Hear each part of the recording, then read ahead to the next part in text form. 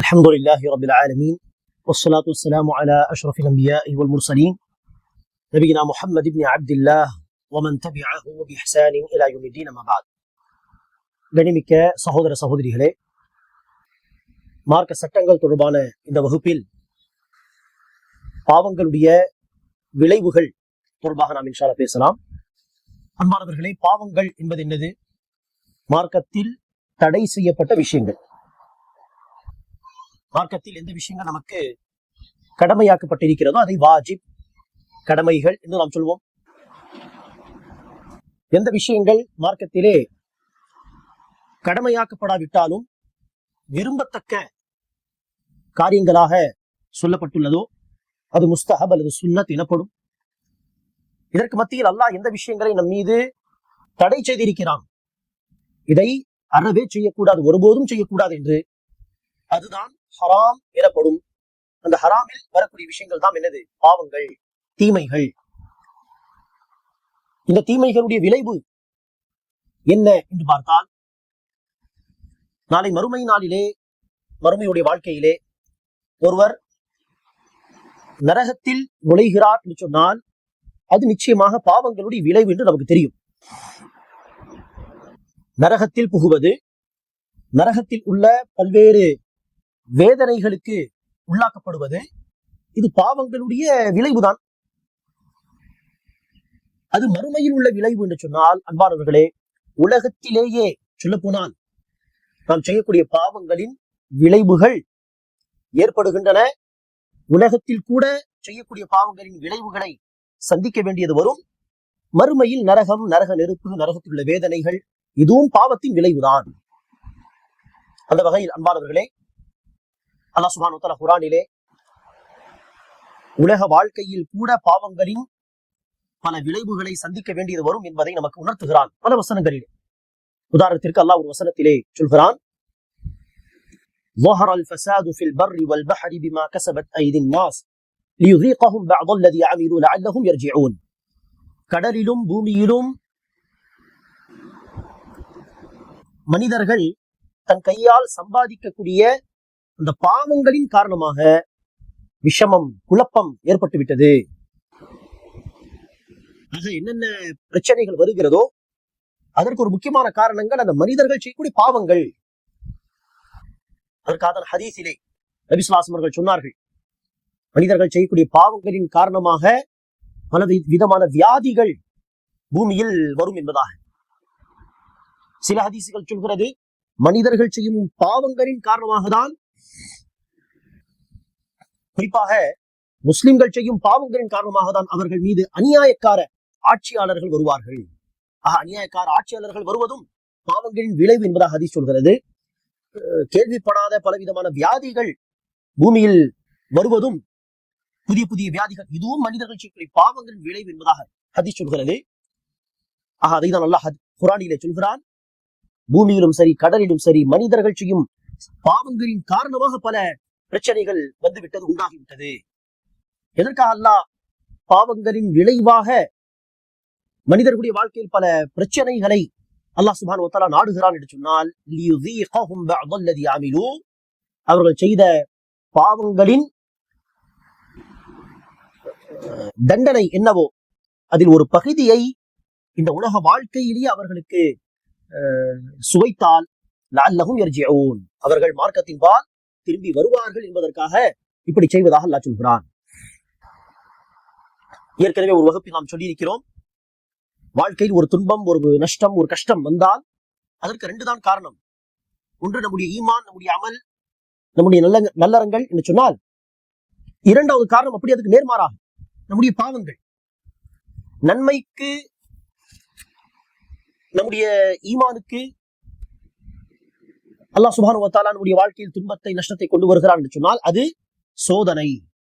நம்முடைய பாவங்களுக்கு பதிலாக, நம்முடைய தீமைகளுக்கு பதிலாக அல்லாஹ் நம்முடைய வாழ்க்கையில் துன்பம், நஷ்டம் கொண்டு வருகிறான் என்று சொன்னால் அது வேதனை, சோதனை அல்லது வேதனை. அன்பானவர்களே, நாம் செய்யக்கூடிய பாவங்களின் காரணமாகவும் நம்முடைய வாழ்க்கையில் பிரச்சனைகள் வரும், துன்பங்கள் வரும். அது அல்லாஹ்வுடைய ஒரு விதமான வேதனை. இன்னொரு வசனத்தில் அல்லாஹ் சொல்கிறான், அவலா யரவுன அன்னஹும் யுஃப்தனூன் ஃபீ குல்லி ஆமின் மர்ரத்தன் அவ் மர்ரத்தைன் ஒரு வருடத்தில் 2 முறை, ஒரு முறை அல்லது 2 முறை இவர்கள் சோதிக்கப்படுகிறார்களே. பல பிரச்சனைகளுடைய வாழ்க்கையில் வருகிறது. வருடத்தில் ஒரு பிரச்சனை, பெரிய பிரச்சனை அல்லது 2 முறை வருகிறது. அதை அவர்கள் கவனித்து பார்க்கவில்லையா? சும்மலா யதுபூன வலஹும் யذكرون. ஒவ்வொரு வருடமும் இப்படிப்பட்ட பிரச்சனைகளை பார்த்த பிறகும் கூட இவர்கள் அல்லாஹ்விடத்தில் பாவ மன்னிப்பு தேடுவதில்லை, நல்லுபதேசமும் பெறுவதில்லை, படிப்பினையும் பெறுவதில்லை. என்ன அர்த்தம் அன்பானவர்களே? நாம் செய்யக்கூடிய பாவங்களின் காரணமாக அல்லாஹ் நம்முடைய வாழ்க்கையில் துன்பம், பிரச்சனைகளை கொண்டு வருகிறான். நோக்கம் என்ன? அதை பார்த்து நாம் என்ன செய்ய வேண்டும்? நான் செய்யக்கூடிய பாவத்தின் காரணமாக தான் இந்த பிரச்சனைகள் வருகிறது நம்முடைய வாழ்க்கையில். ஆக இந்த பாவத்தை விட்டுவிடலாம், அல்லாஹ்வின் பக்கம் திரும்பி போகலாம், அல்லாஹ் நமக்கு வழங்கிய இந்த சட்டத்தை பின்பற்றி நடக்கலாம் என்று தன்னை தானே நாம் மாற்றிக்கொண்டால் அந்த மோசமான விளைவுகளை விட்டு அல்லாஹ் நம்மை இங்கும் பாதுகாத்து விடுவான், மறுமை வாழ்க்கையிலும் பாதுகாத்து விடுவான். ஆக பாவங்கள் செய்யும் பொழுது நாம் இந்த கண்ணோட்டத்தில் அந்த பாவங்களை பார்க்க வேண்டும். இந்த பாவத்தை நான் செய்தால் மறுமையிலும் இதற்குரிய வேதனை வழங்கப்படும், அல்லாஹ் மன்னிக்கவில்லை என்று சொன்னால் இந்த உலகத்தில் கூட ஏதாவது ஒரு விதத்திலே வாழ்க்கையில் வியாதிகள் வந்து, அல்லது குடும்பத்தில் பிரச்சனை, அல்லது பொருளாதாரத்தில் நெருக்கடி, அல்லது அநியாயக்கார ஆட்சியாளர்கள், இப்போது நான் சொன்ன இந்த பிரச்சனைகள் எல்லாம் நம்முடைய வாழ்க்கையில் இல்லையா? நாம் மார்க்கத்தை பின்பற்றி நடக்கக்கூடிய மக்கள், மிக பேணுதலாக வாழக்கூடியவர்கள் என்றால் அதை சோதனையாக பார்க்கலாம். இல்லை, நாம் அடிக்கடி பாவங்கள் செய்யக்கூடியவர்கள் என்று சொன்னால் அதை வேதனையாக பார்க்க வேண்டும். பார்த்தால் தான் தன்னைத்தானே நாம் திருத்திக் கொள்ள முடியும், சீர்படுத்திக் கொள்ள முடியும். ஆகவேதான் நம்முடைய முன்னோர்கள் ஒரு அறிஞர், இமாம் நவவி என்கிற அறிஞர், அவர்கள் சொல்வார்கள், நான் செய்த ஒரு பாவத்தின் காரணமாக ஒரு முறை இரவு தொழுகை என்னால் தொழ முடியாமல் போய்விட்டது. அவர்கள் தினமும் இரவு தொழுகை, இரவு நேரத்தில் எழுந்து தொழுது வருகிறார். ஒரு முறை தொழ முடியாமல் போய்விட்டது. அதை அவர் எப்படி பார்க்கிறார் என்று சொன்னால், ஒரு பாவத்தை செய்தனே நான், அந்த பாவத்தின் காரணமாக தான் அல்லாஹ் இந்த வணக்கம் செய்யக்கூடிய பாக்கியத்தை எனக்கு கொடுக்கவில்லையோ, அந்த கண்ணோட்டம் அப்படி இருந்தால்தான் தன்னைத்தானே நாம் திருத்திக் கொள்ள முடியும். ஒரு அறிஞர் சொல்கிறார், நான் அல்லாஹ்வுக்கு மாறு செய்துவிட்டு வீட்டுக்கு திரும்பினால் நான் அல்லாஹ்வுக்கு மாறு செய்த அந்த பாவத்தின் விளைவை, தாக்கத்தை என்னுடைய மனைவி, என்னுடைய வாகனம், அதாவது அந்த ஒட்டகம், குதிரை, அதன் மீது நான் அந்த தாக்கத்தை பார்க்கிறேன். என்ன அர்த்தம்? நான் அல்லாஹ்வுக்கு மாறு செய்தால்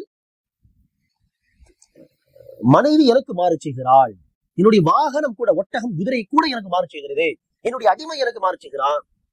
பாவத்தின் விளைவு என்பதாக பார்க்கிறார். இப்படி பார்த்தால் தான் அன்பானவர்களே தன்னைத்தானே நாம் திருத்திக் கொள்ள முடியும். இதற்காக நாம் என்ன செய்ய வேண்டும்? பாவங்கள் செய்து விட்டால் உடனே தாமதிக்காமல் உடனே அல்லாஹ்வின் பக்கம் மீள வேண்டும், தௌபா செய்ய வேண்டும், மீள வேண்டும். அரபியில் தௌபா என்று சொல்வோம். இஸ்திக்ஃபார் செய்ய வேண்டும், பாவ மன்னிப்பு தேடுவது. தௌபா என்கிற அல்லாஹ்வின் பக்கம் மீளுதல், இஸ்திக்ஃபார் என்கிற பாவ மன்னிப்பு தேடுதல், இதை நாம் உடனே கடைபிடிக்க வேண்டும். அல்லாஹ் சுப்ஹானஹு வ தஆலா குர்ஆனிலே சொல்லும் பொழுது, இன்னமா தௌபத்து அலா அல்லாஹி லில்லதீன யஅமலூன ஸூஅ பிஜஹாலத்தின் ஸும்ம யதூபூன மின் கரீப் ஃபஉலாயிக யதூபு அல்லாஹு அலைஹிம். இவர்கள் ஒரு பாவத்தை செய்து உடனே தாமதிக்காமல் உடனே அல்லாஹ்வின் பக்கம் திரும்பி வருகிறார்களோ, பாவ மன்னிப்பை தேடுகிறார்களோ, அத்தகையவர்களை நாம் அல்லாஹ் மன்னிக்கிறான். ஆகவே பாவங்கள், அதோடைய விளைவுகள் இம்மையிலும் அது வரும், ஏற்படும், மறுமையிலும் ஏற்படும். அதை விட்டு தன்னை பாதுகாத்துக் கொள்வதற்கான வழி என்ன? தௌபா செய்வது, இஸ்திக்ஃபார் அதிகமாக செய்வது, அடுத்து பாவம் செய்யாமல் தன்னை பாதுகாத்துக் கொள்வது. அதற்காக தான் அல்லாஹ் நம்மை கண்காணிக்கிறான். அல்லாஹ் சுப்ஹானஹு வ தஆலா நம்மை எப்போதும் கண்காணிக்கிறான். அல்லாஹ் நம்மை பார்த்துக் கொண்டிருக்கிறான். அல்லாஹ் கேள்வி கேட்பானே என்றெல்லாம் நாம் என்ன செய்ய வேண்டும்? சிந்தித்து பார்க்க வேண்டும். அந்த உறுதியான நம்பிக்கை நாம் ஏற்படுத்திக் கொள்ள வேண்டும். அப்போதுதான் பாவம் செய்யாமல் இருக்க முடியும். ஆக தௌபா, இஸ்திக்ஃபார் செய்வது, செய்த பாவங்களுக்கு அடுத்து பாவம் செய்யாமல் இருக்க தன்னுடைய உள்ளத்திலே பயபக்தியை ஏற்படுத்திக் கொள்வது. ஒரு முறை ஹசன் பஸ்ரி என்கிற ஒரு அறிஞரிடம் ஒருவர் வந்து சொல்கிறார், எனக்கு திருமணமாகி விட்டதனால் இன்னும் குழந்தை பிறக்கவில்லை, குழந்தை பாக்கியம் கிடைக்கவில்லை, என்ன செய்வது? சொன்னார்கள், சென்று அல்லாஹ்விடத்தில் பாவ மன்னிப்பு தேடு.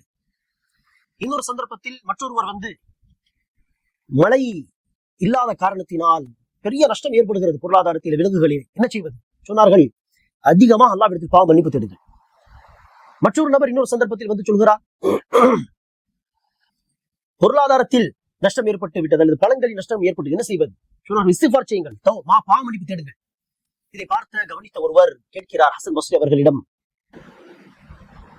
இந்த மூவரும் வெவ்வேறு பிரச்சனைகளை சொன்னார்கள், ஆனால் நீங்கள் மூவருக்கும் ஒரே பதிலை சொன்னீர்களே, ஒரே தீர்வு, என்ன காரணம்?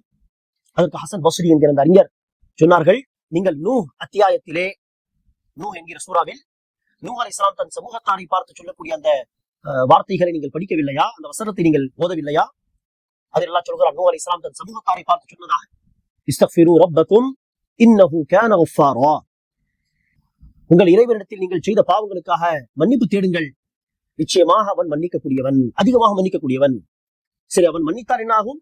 யுர்சிலிஸ் ஸமாஅ அலைக்கும் மித்ராரா, மழையை அவன் இறக்குவான், மழை வரும். வயும்திதுக்கும் பிஅம்வாலின் வபனீன், உங்களுடைய பொருளாதாரத்தை அதிகப்படுத்துவான், உங்களுடைய சந்ததிகளை அதிகப்படுத்துவான். அது பாருங்கள், மழை, பொருளாதாரத்தில் பர்க்கத், சந்ததியில் பர்க்கத், எல்லா விஷயங்களுக்கும் ஒரு அடிப்படை தீர்வு அதிகமாக அல்லாஹ்விடம் பாவ மன்னிப்பு தேடுவது.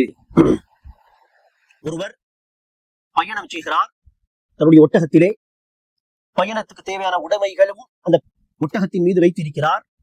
பயணம் செய்யும் பொழுது சில நிமிடங்கள் இறங்கி ஓய்வு எடுத்துக் கொள்ளலாமே, பிறகு பயணத்தை தொடரலாமே என்று இறங்கிய அவர் கண் விழித்து பார்க்கிறார். பார்த்தால் ஒட்டகம் இல்லை, பொருட்களும் இல்லை, நடந்தெல்லாம் பயணம் செய்ய முடியாது. தேடி தேடி பார்த்து நிராசை அடைந்து வாழ்க்கை குறித்து நம்பிக்கை இழந்து அடுத்து இங்குதான் செத்து மடிய வேண்டும் என்பதாக நினைத்த அந்த தருணத்தில் திடீரென்ற ஒட்டகம் வந்து முன்னால் நின்றால் எவ்வளவு சந்தோஷப்படுவார், எந்த அளவுக்கு சந்தோஷப்படுவார் என்றால், நபிகள் நாயகம் சொல்கிறார்கள், அந்த சந்தோஷத்தில் அவன், யா அல்லாஹ், நீ என்னுடைய அடிமை, நான் உன்னுடைய ரப்பு என்று சந்தோஷத்தில் இப்படி சொல்லி விடுகிறார். யா அல்லாஹ், உனக்கு நன்றி, நீ என்னுடைய அடிமை, நான் உன்னுடைய ரப்பு, நீ என்னுடைய ரப்பு, நான் உன்னுடைய அடிமை என்று சொல்லாமல் அந்த சந்தோஷத்தில் உணர்கிறார். நபிகள் நாயகம் சொன்னார்கள், அந்த நபர் சந்தோஷப்படுவதை விட, அந்த ஒட்டகத்தை பார்த்த பிறகு அவர் சந்தோஷப்படுவதை விட ஒரு அடியான் அல்லாஹ்விடம் பாவ மன்னிப்பு தேடும் பொழுது அல்லாஹ் சந்தோஷப்படுகிறான். ஆக அல்லாஹ்விடத்தில் தன்னுடைய பாவங்களை ஒப்புக்கொண்டு பிறகு அதை விட்டு நாம் மன்னிப்பை கேட்க வேண்டும். அதே நேரத்திலே அடுத்து பாவங்கள் செய்யாமல் இருக்க அல்லாஹ்வுடைய பயத்தை, தக்வாவை, பயபக்தியை தன்னுடைய உள்ளத்திலே அதிகமாக ஏற்படுத்திக் கொள்ள வேண்டும். பயபக்தி, தக்வா என்பது யார் என்னை பார்க்காவிட்டாலும், நான் பேசுவதை யார் கேட்காவிட்டாலும் அல்லாஹ் என்னை பார்த்துக் கொண்டிருக்கிறான், அல்லாஹ் என்னை கண்காணித்துக் கொண்டிருக்கிறான் என்று பயப்படுவது. அந்த அல்லாஹ் என்னிடத்தில் விசாரித்தால் என்ன பதில் சொல்வது, மக்கள் கேட்டால் என்ன சொல்வது, பயப்படுகிறோமா இல்லையா? யாராவது பார்த்து விட்டால் என்று சொல்லி பயந்து சில பாவங்களை விட்டு விடுகிறோமா இல்லையா? ஆக மனிதர்களுக்கு பயப்படுகின்ற நாம், மனிதர்களுடைய கேள்விக்கு பயப்படுகின்ற நாம் அல்லாஹ்வுக்கு எவ்வளவு பயப்பட வேண்டும், அல்லாஹ்வுடைய விசாரணை குறித்து எவ்வளவு அஞ்ச வேண்டும். அந்த தக்வாவை நாம் ஏற்படுத்திக் கொண்டால் நம்முடைய வாழ்க்கை ஒரு சுத்தமான வாழ்க்கையாக ஆகிவிடும். ஆகவேதான் அல்லாஹ் குர்ஆனிலே பல இடங்களிலே சொல்கிறான், அல்லாஹ்வை அஞ்சிக் கொள்ளுங்கள், நம்பிக்கையாளர்களே அல்லாஹ்வை அஞ்சிக் கொள்ளுங்கள். நாளை மறுமை நாளுக்காக என்ன ஏற்பாடு செய்திருக்கிறோம் என்பதை சிந்தித்து பார்க்கட்டும் ஒவ்வொரு உயிரும். அல்லாஹ்வை அஞ்சிக் கொள்ளுங்கள், நீங்கள் செய்பவற்றை எல்லாம் அல்லாஹ் உற்று நோக்கி பார்த்துக் கொண்டிருக்கிறான். நபிகள் நாயகம் ஹதீஸில் சொல்வார்கள், இத்தகில்லாஹ் ஹைசுமா குந்த், நீ எங்கிருந்தாலும் அல்லாஹ்வை அஞ்சிக் கொள். ஆக எங்கிருந்தாலும், தனிமையில், சபையில், வீட்டில், வீட்டுக்கு வெளியே, மார்க்கெட்டில், எங்கிருந்தாலும் அல்லாஹ்வை அஞ்சிக் கொள்ள வேண்டும். அன்பானவர்களே, இவ்வாறு நாம் செய்தால் பாவங்களை தவிர்க்க முடியும். பாவங்கள் என்பது இரண்டு வகைப்படும். ஒரு வகை அல்லாஹ்வுடைய விஷயத்தில் நாம் செய்யக்கூடிய பாவங்கள் என்று சொல்லலாம், ஹுகூகுல்லாஹ், அல்லாஹ்வுடைய ஹக், அல்லாஹ்வுடைய ரைட்ஸ், அல்லாஹ்வுடைய ரைட்ஸை கொடுக்காமல் நாம் செய்யக்கூடிய பாவங்கள். இன்னொன்னுதான் ஹுகூகுல் இபாத். இபாத் என்று சொன்னால் அடியார்கள், அடியார்களுடைய விஷயத்தில் நாம் செய்யக்கூடிய பாவங்கள், அடியார்களுக்கு செய்ய வேண்டிய கடமைகளை செய்யாமல் நாம் செய்யக்கூடிய பாவங்கள். ஆக அல்லாஹ்வுடைய விஷயத்தில் செய்யக்கூடிய பாவங்கள், அடியார்கள் விஷயத்தில் செய்யக்கூடிய பாவங்கள் என்று பிரிக்கலாம். பலவிதமாக பாவத்தை பிரிப்பார்கள், சிறிய பாவம், பெரிய பாவம். சிறிய பாவம் என்று மார்க்கத்தில் சொல்லப்பட்டிருந்தாலும் சிறிய பாவம் தானே என்று பார்க்காமல், பெரிய பாவத்திலும் சரி சிறிய பாவத்திலும் சரி அல்லாஹ்க்கு தான் நான் மாறு செய்கிறேன் என்பதை பார்த்து நாம் என்ன செய்ய வேண்டும், தவிர்க்க வேண்டும். அதே போல பாவத்தை அல்லாஹ்வுடைய விஷயத்தில் செய்யக்கூடிய பாவங்கள், இபாத், அடியார்கள் விஷயத்தில் செய்யக்கூடிய பாவங்கள் என்னும் பிரிப்பார்கள். அது அல்லாஹ்வுடைய விஷயத்தில் நாம் செய்யக்கூடிய பாவம் தான். என்னது? உதாரணத்திற்கு தொழுகையை நிறைவேற்றாமல் இருப்பது, தொழுகை விஷயத்தில் அலட்சியம். தொழுகை என்பது முழுக்க முழுக்க நாம் அல்லாஹ்வுக்கு செய்ய வேண்டிய வணக்கம். மனிதர்களுக்கு அதில் எந்த ஒரு லாபமும் கிடையாது. அல்லாஹ்வுக்கு நாம் செய்யக்கூடிய வணக்கம் அது முழுக்க முழுக்க. அப்படிப்பட்ட இபாதத்தில் அலட்சியம் காட்டுவது எவ்வளவு பெரிய பாவம் அது. நபி ஸல்லல்லாஹு அலைஹி வஸல்லம் இந்த தொழுகைதான் நமக்கும் நம்பிக்கை கொள்ளாத மக்களுக்கும் இடையே உள்ள ஒப்பந்தம் என்று சொன்னார்கள். யார் தொழுகை விட்டு விடுகிறானோ அவன் அந்த ஒப்பந்தத்தை முறித்து விட்டான், அவன் காஃபிராகி விட்டான். நான் நம்பிக்கையாளர், நான் தொழுவேன். நம்பிக்கைக்குள்ளாத மக்கள் மாதிரி நான் தொழாமல் எல்லாம் இருக்க மாட்டேன் என்கிற மாதிரி ஒரு ஒப்பந்தம் அது. தொழாமல் இருந்தால் என்ன ஆகும்? நானும் நம்பிக்கை கொள்ளாத மக்கள் மாதிரி தான், நான் தொழ மாட்டேன் என்பது போல ஆகிவிடுமாக தொழாதவன் காஃபிராகி விடுகிறான் என்று நபி ஸல்லல்லாஹு அலைஹி வஸல்லம் சொன்னார்கள். நாளை மறுமையினாரின் முதல் கேள்வி தொழுகை குறித்துதான். தொழுகை சரியா இருந்தால் அடுத்தடுத்து வெற்றிதான், தொழுகை சீரடிக்கப்பட்ட நிலையில் இருந்தால் அடுத்தடுத்து தோல்விதான் என்றெல்லாம் சொல்லப்பட்டிருக்கிறது. என்னது? தொழுகை என்கிற வணக்கத்தை செய்யாமல் போனால் ஏற்படக்கூடிய விளைவுகள். ஜகாத் உதாரணத்திற்கு அல்லாஹ்வுக்காக நாம் செய்யக்கூடிய ஒரு வணக்கம், அந்த தர்மத்தை கொடுப்பது. மனிதர்களுக்கும் அதில் லாபம் உண்டு, அதே நேரத்தில் அது அல்லாஹ்வுக்காக நாம் செய்யக்கூடிய வணக்கமும் கூட. அப்படிப்பட்ட ஜகாத் கொடுக்காமல் இருந்தால் என்ன ஆகும்? அல்லாஹ் சுப்ஹானஹு வ தஆலா குர்ஆனிலே சொல்கிறான், யார் ஜகாத்தை கொடுக்காமல் தங்கம் வெள்ளி அதையெல்லாம் சேர்த்து சேர்த்து பதுக்கி வைக்கிறார்களோ, அதே தங்கம் வெள்ளி என்கிற அந்த பொருளாதாரம் காய்ச்சப்பட்டு நெருப்பாக மாற்றப்பட்டு அந்த நெருப்பை கொண்டு அவர்களுடைய நெற்றி, அவர்களுடைய விழாக்கள், அவர்களுடைய முதுகுகளிலே வேதனை செய்யப்படும், சூடு வைக்கப்படும். இதோ நீ சேர்த்து சேர்த்து வைத்த பொருளாதாரத்தின் சுவைத்து பார் இதோ என்று சொல்லப்படும் என்று அல்லாஹ் குர்ஆனிலே சொல்கிறான். ஆக அல்லாஹ்வுடைய விஷயத்தில் நாம் செய்ய வேண்டிய கடமைகளை சரியாக செய்யாமல் அதை நாம் பொடுபோக்குத்தனத்தோடு அலட்சியத்தோடு அல்லாஹ்வுடைய பயம் இல்லாமல் விட்டுவிட்டால் அது மிகப்பெரிய ஒரு பாவமாக இருக்கும். இதே போலதான் பாருங்களே, மனிதர்கள் விஷயத்திலும் நாம் செய்யக்கூடிய பாவங்கள் என்று உண்டு. அதை நாம் இன்ஷா அல்லாஹ் அடுத்த வகுப்பிலே பார்ப்போம். நபி ஸல்லல்லாஹு அலைஹி வஸல்லம் சொன்ன அந்த உபதேசத்தை முழுமையாக சொல்லி நான் முடித்துக் கொள்கிறேன். நபி ஸல்லல்லாஹு அலைஹி வஸல்லம் அவர்கள் முஆத் பின் ஜபல் மற்றும் அபூ தர் கிஃபாரி என்கிற 2 தோழர்களுக்கு சொன்ன உபதேசம் இது. இத்தகில்லாஹ் ஹைசுமா குன், எங்கிருந்தாலும் அல்லாஹ்வை அஞ்சிக்கொள். வஅத்பிஇஸ் ஸய்யிஅத்தல் ஹஸனத தம்ஹுஹா, ஒரு பாவத்தை செய்தால் அதனை பின்தொடர்ந்து நன்மையை செய், அந்த நன்மை அந்த பாவத்தை அழித்து விடும். அதில் ஒரு நன்மை என்ன? பாவ மன்னிப்பு. பாவம் செய்து உடனே அல்லாஹ்விடத்தில் மன்னிப்பு கேட்டால் அல்லாஹ் மன்னித்து விடுவான். அந்த மன்னிப்பு என்கிற நன்மை அல்லாமல் தொழுவது, சில தர்மங்கள் செய்வது என்கிற நன்மைகளும் நாம் செய்ய வேண்டும் பாவத்துக்கு பிறகு. இறுதியா ரசூல் சொல்வார்கள், வஹாலிகின் நாஸ பிகுலுகின் ஹஸன், மக்களோடு அழகிய குணங்களை கொண்டு பழகுவாயாக. ஆக அழகிய குணங்கள் இல்லாமல் இருந்தால்தான் மனிதர்கள் விஷயத்திலே நாம் அநீதி இழைப்போம். அதை குறித்து நாம் இன்ஷா அல்லாஹ் அடுத்த வகுப்பிலே பார்ப்போம். அல்லாஹ் சுப்ஹானஹு வ தஆலா நம்முடைய உள்ளங்களிலே பயபக்தியை ஏற்படுத்துவானாக. தக்வாவோடு பயபக்தியோடு வாழக்கூடிய பாக்கியத்தை தருவானாக. பாவங்களை தவிர்த்து வாழக்கூடிய தௌஃபீகை தருவானாக. ஆமீன். அஸ்ஸலாமு அலைக்கும் வரஹ்மத்துல்லாஹி வபரகாத்துஹு.